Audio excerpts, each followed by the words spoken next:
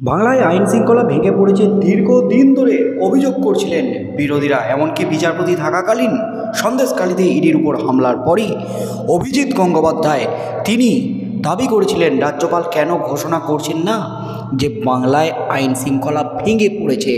বাংলায় রাষ্ট্রপতি শাসন জারি, এমনকি কেন্দ্রীয় শাসন জারি, 356 এবং 355 ধারা জারির দাবি দীর্ঘদিন ধরে উঠছে। আর সেই দাবি একেবারে সুপারিশে পরিণত হয়েছে সন্দেশখালি কাণ্ডের পর। জোড়া সুপারিশপত্র গেছে রাষ্ট্রপতির কাছে। আর তার মধ্যেই কিন্তু তোলপাড় একেবারে রাজ্য রাজনীতি। ভূপতিনগরে বিস্ফোরণ কাণ্ডে 2 তৃণমূল নেতাকে গ্রেপ্তার করতে কিন্তু এনআইএর উপর হামলা চালায় গ্রামবাসীরা, তৃণমূল নেতৃত্ব। তারপর থেকে কিন্তু শোরগোল পড়ে গেছে রাজ্য রাজনীতি তথা গোটা দেশে। অ্যাকশন শুরু করেছে কেন্দ্রীয় সরকার, কেন্দ্রীয় স্বরাষ্ট্র মন্ত্রক। কারণ কেন্দ্রীয় তদন্তকারী সংস্থার গায়ে বারবার হাত দিচ্ছে রাজ্য। আর তার মধ্যেই কিন্তু হুলস্থুল একেবারে রাজ্য রাজনীতি। ফের রাজ্যে আইন শৃঙ্খলা ভেঙে পড়েছে। রাজ্যে রাষ্ট্রপতি শাসনের দাবি উঠে গেছে রাজ্য জুড়ে। আর তার মধ্যেই কিন্তু আজ রাজ্যে এসেছিলেন কেন্দ্রীয় স্বরাষ্ট্রমন্ত্রী অমিত শাহ। অমিত শাহ রাজ্যে এসেই কিন্তু খেলে দিলেন। রাজ্য ছাড়ার আগে বড় ঘোষণা অমিত শাহের। অমিত শাহ আজ যা বললেন তাতে কিন্তু রাষ্ট্রপতি শাসন জারির জল্পনা উস্কে গেল আবারও রাজ্য জুড়ে। তবে কি লোকসভা ভোটের পরই রাজ্যে রাষ্ট্রপতি শাসন? রাজ্যে কি হতে চলেছে পালা বদল? অমিত শাহের বিস্ফোরক দাবিতে তোলপাড় একেবারে রাজ্য রাজনীতি। এই মুহূর্তে সবচেয়ে বড় খবর, উল্টো করে ঝুলিয়ে সিধে করা হবে রাজ্যকে। একেবারে ভয়ঙ্কর হুঁশিয়ারি, হুঙ্কার কেন্দ্রীয় স্বরাষ্ট্রমন্ত্রী অমিত শাহের। লোকসভা ভোটে প্রথমবার বাংলার প্রচারে এসে কেন্দ্রীয় স্বরাষ্ট্রমন্ত্রী অমিত শাহের গলায় ভূপতিনগর নিয়ে শাস্তির নিদান। বালুরঘাট এবং মালদহ উত্তর লোকসভা কেন্দ্রের বিজয়ী প্রার্থী সুকান্ত মজুমদার খগেন মুর্মুর সমর্থনে আয়োজিত সভায় বঙ্গবাসীকে আশ্বস্ত করেন শাহ এবং বলেন সবাইকে উল্টো করে টাঙিয়ে সোজা করে দেওয়া হবে, আপনারা চিন্তা করবেন না। শাহের মন্তব্যের পাল্টা জবাব দিয়েছে তৃণমূলও। 2022 সালে পূর্ব মেদিনীপুরের ভূপতিনগরে একটি বোমা বিস্ফোরণের ঘটনা ঘটেছিল। 2023 সালের গোড়ায় হাইকোর্ট এনআইএকে বিস্ফোরণের তদন্ত করতে বলে। সেই মামলায় গত শনিবার ভূপতিনগরে 2 অভিযুক্তকে তুলে আনতে গিয়ে বিক্ষোভের মুখে পড়ে এনআইএর গাড়ির কাঁচ ভাঙা হয়, আহত হন এক এনআইএ আধিকারিক। তৃণমূলের অভিযোগ, রাজনৈতিক উদ্দেশ্য প্রণোদিতভাবে বিজেপি এনআইএকে কাজে লাগিয়ে তাদের ভোট সংগঠকদের গ্রেপ্তার করাচ্ছে। এ বিষয়ে চাঞ্চল্যকর অভিযোগ করেছে তৃণমূল। রাজ্যের শাসক দলের দাবি, আসানসোলের বিজেপি নেতা জিতেন্দ্র তিওয়ারি নির্বাচনী আচরণবিধি জারি হওয়ার পর এনআইএর এসপি ধনরাম সিংয়ের নিউ টাউনের বাড়িতে গিয়ে দেখা করেছিলেন। ঢোকার সময় জিতেন্দ্রর হাতে ছিল একটি সাদা প্যাকেট। বেরোনোর সময় অবশ্য তার হাতে ওই প্যাকেট দেখা যায়নি। তৃণমূলের অভিযোগ, ওই প্যাকেটে ছিল অর্থ। কেন্দ্রীয় এজেন্সিটিকে তৃণমূলের ভোট সংগঠকদের তালিকা তুলে দিয়েছে বিজেপি। তার ভিত্তিতে এনআইএ তৃণমূলের নেতাদের গ্রেপ্তার করছে, ঠিক যেমন ঘটল ভূপতিনগরে। মুখ্যমন্ত্রী মমতা বন্দ্যোপাধ্যায় নিজেও একাধিক নির্বাচনী সভা থেকে একই অভিযোগ করেছেন। কমিশনে নালিশও জানিয়েছে তৃণমূল। বিজেপি এমন অভিযোগ অস্বীকার করেছে। জিতেন্দ্র 7 দিন সময় দিয়েছেন। বক্তব্য প্রত্যাহার না করা হলে মানহানির মামলা করার হুঁশিয়ারি দিয়েছেন। এমন পরিস্থিতিতে সেই ঘটনা নিয়ে মুখ খুললেন অমিত শাহ। অভিযোগ করলেন মমতা বিস্ফোরণে অভিযুক্তদের বাঁচানোর চেষ্টা করছে। পাশাপাশি স্পষ্ট করে জানিয়ে দিলেন যারা দোষী তাদের উল্টো করে টাঙিয়ে সোজা করে দেওয়া হবে। মোদির ডেপুটি বলেন, একটি বোমা বিস্ফোরণ হয়েছিল 2022 সালে ভূপতিনগরে, 3 জনের মৃত্যু হয়েছিল। আমাকে বলুন ভাই, বোমা বিস্ফোরণ যারা করিয়েছিলেন তাদের জেলায় পড়া উচিত কিনা? এর তদন্তের ভার হাইকোর্ট এনআইএকে দিয়েছিল। মমতা দিদি এনআইএর উপর হামলা করে বিস্ফোরণ যারা করেছিল তাদের বাঁচানোর চেষ্টা করছেন। মমতা দিদি, লজ্জা করুন। আপনি বোমা বিস্ফোরণে অভিযুক্তদের বাঁচাতে চান? বঙ্গবাসী চিন্তা করবেন না।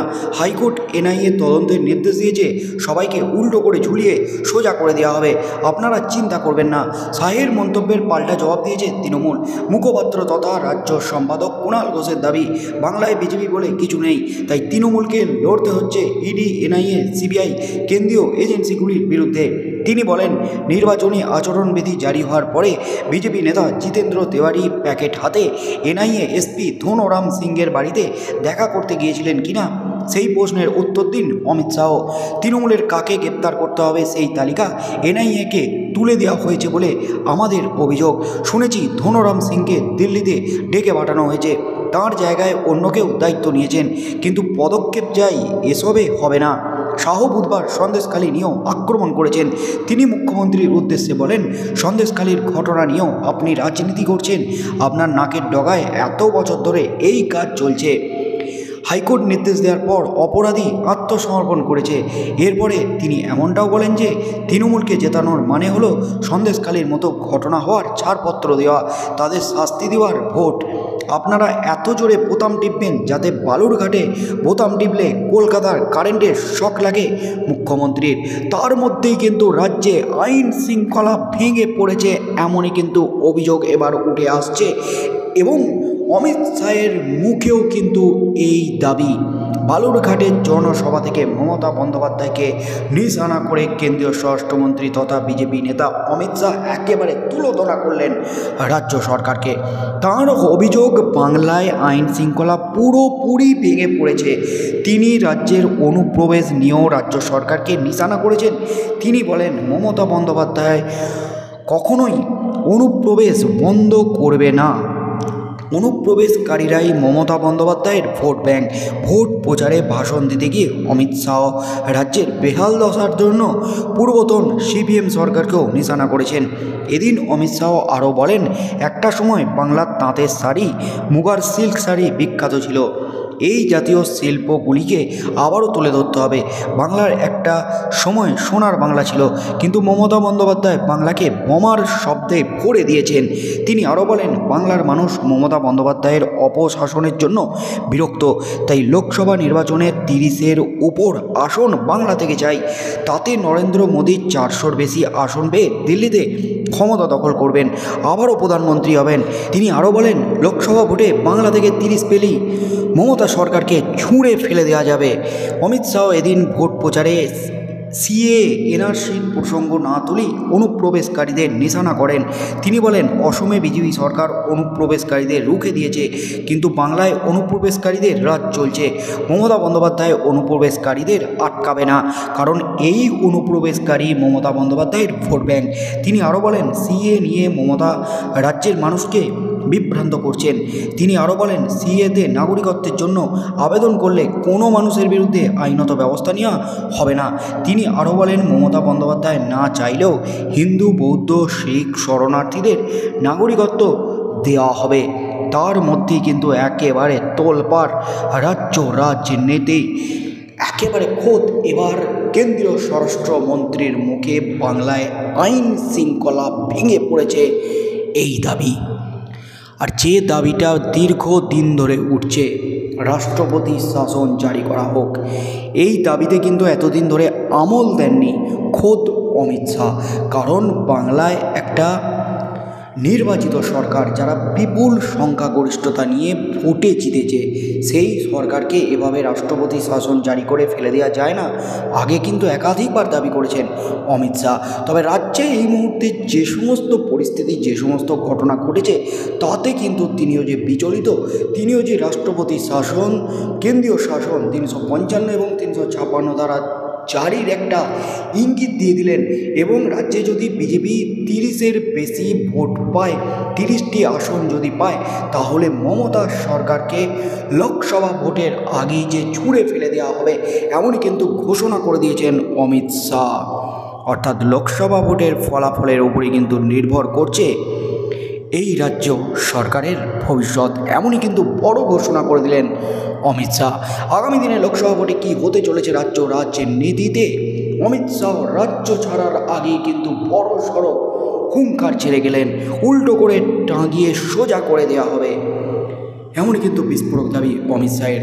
তার মধ্যেই কিন্তু রাজ্য সরকারকে ছুঁড়ে ফেলে দেওয়া হবে লোকসভা ভোটের পরে, এমনই কিন্তু ঘোষণা অমিত শাহের। আর তাতেই কিন্তু রাজ্যে রাষ্ট্রপতি শাসন জারি লোকসভা ভোটের পরেই এই জল্পনাটাই উস্কে গেছে রাজ্য রাজনীতিতে। আগামী দিনে কি হতে চলেছে রাজ্য রাজনীতিতে, লোকসভা ভোটে কি হতে চলেছে রেজাল্ট, তৃণমূল ভার্সেস বিজেপি কি হতে চলেছে, মানুষ কার পক্ষে ভোট দেন সেদিকেই চোখ থাকবে গোটা রাজ্যের।